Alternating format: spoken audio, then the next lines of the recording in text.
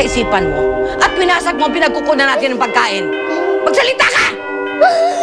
Lola, Ah! sinabi ko sa inyo ang totoo. Hindi kayo magagalit. Depende kung anong totoo. Siglot po talaga ang dahilan. Iglot na naman! Lola! Para matigil ang kalukuhan! Siglot! Sabi ko na kasi sa'yo, ate. May sa aswang yun. Anong aswang? Lasengga ka mo.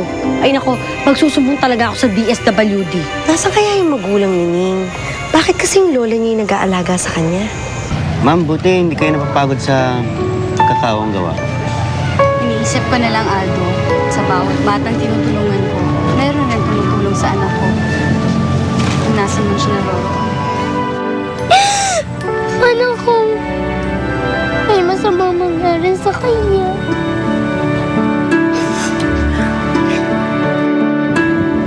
Ning, ganito na lang. Tutulungan na lang kitang hanapin yung alaga mo, ha? Paano niyo po yung gagawin? Natira muna. Hindi niyo nga po alam kung ano itsura ni Iglot. Kaya nga, sabi mo sa akin, ano bang itsura nitong alaga mo na to?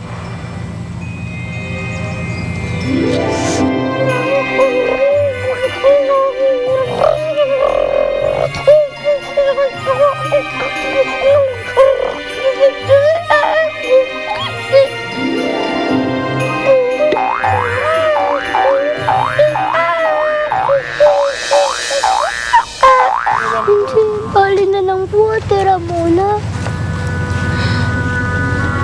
Baka po isipin niyo, sira ulo ako, kaya na sinabi niya sa akin ng ulitan ko.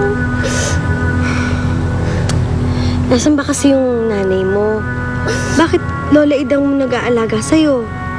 Wala po kasi yung nanay ko. Nasaan siya? Hindi ko po alam. Iniwan lang daw po ako sa bahay ng pintuan ni Lola Idang.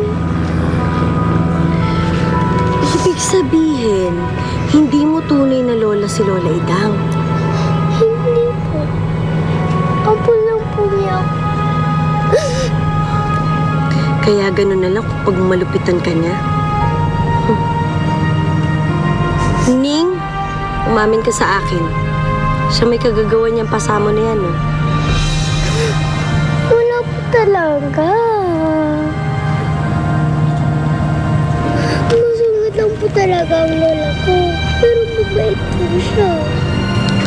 Kasi kung hindi, bakit niya po ako kukupin at alagaan? Hindi po ba?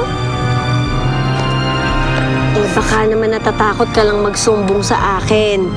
Hindi bali na lang po, tara muna. Aalis na po ako.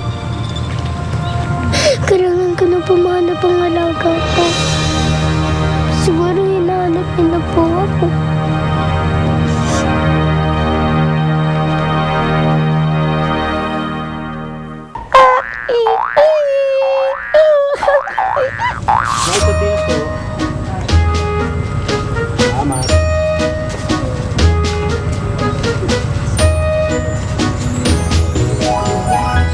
Pabili nga po bigas.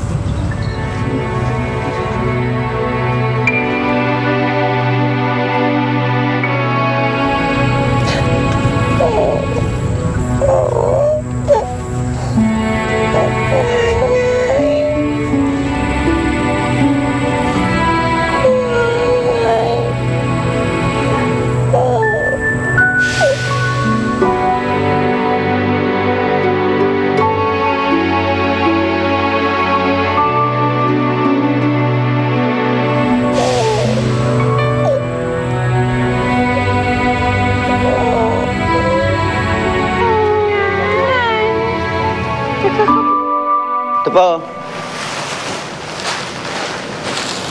Aldo, sa tingin mo sapat na ba lahat yan? Ma'am, marami na po ito. Marami na kayong mga batang papasaya.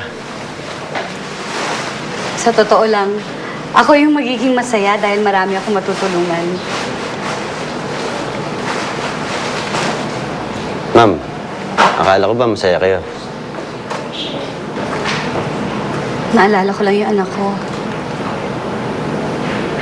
Nasaan na kaya siya? Ma'am, sigurado po ako kung nasan man siya, nasa mabuting kalagayan siya, at may nag-aalaga sa kanya, kaya huwag kayong mag-alala.